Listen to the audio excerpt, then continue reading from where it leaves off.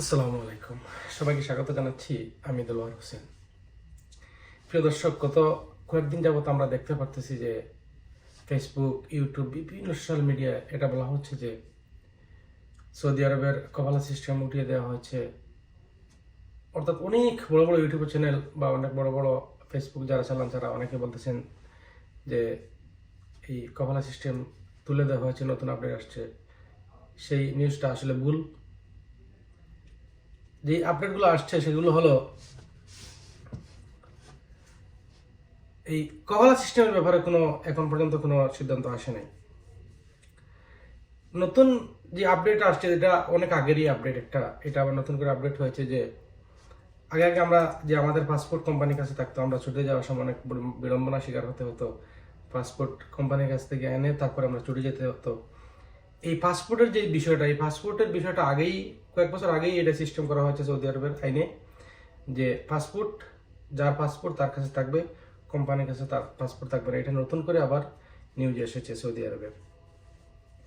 তারপর আর একটা নতুন আপডেট এসেছে যে প্রিমিয়াম রেসিডেন্সি, আমাদের যে আকামা, এরকম একটা সিস্টেম করা হয়েছে প্রিমিয়াম রেসিডেন্সি। অর্থাৎ যারা বড় ইনভেস্টর, বাংলাদেশি হোক, ইন্ডিয়ান হোক, পাকিস্তানি হোক, তারা বড় আকারে ইনভেস্টর করেছে, অর্থাৎ কবিল ছাড়া নিজের নামে ব্যবসা করেছে, তাদের জন্য একটা প্রিমিয়াম এই আকামার সিস্টেম করা হয়েছে। অর্থাৎ তারা চাইলে তাদের সব ফ্যামিলি 5 বছর থেকে 10 বছর পর্যন্ত এই প্রিমিয়াম রেসিডেন্সি আকামার আন্ডারে তারা ফ্রিতে এই দেশে থাকতে পারবে, অর্থাৎ সব ধরনের সুযোগ সুবিধা পাবেন।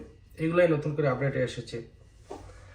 আর যেই কহলার যে বিষয়টা, এটা তো আপনারা অনেকেই জানেন যে যদি আপনি সৌদি আরব আসার 1 বছর পরে আপনি যদি কন্ট্রাক্ট ক্যান্সেল করে আপনার এই যে কোম্পানি আছে এই কোম্পানিতে চলে যেতে চান 1 বছর হওয়ার পরে, তাহলে কোম্পানির সাথে কথাবার্তা বলে আপনি ট্রান্সফার হতে পারবেন।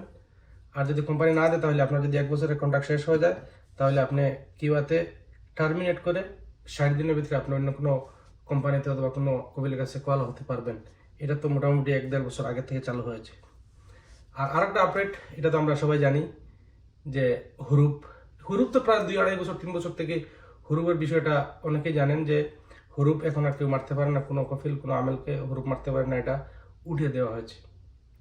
এই বিষয়গুলো নতুন করে আপডেট করা হয়েছে সৌদি আরবের বিভিন্ন মাধ্যমে।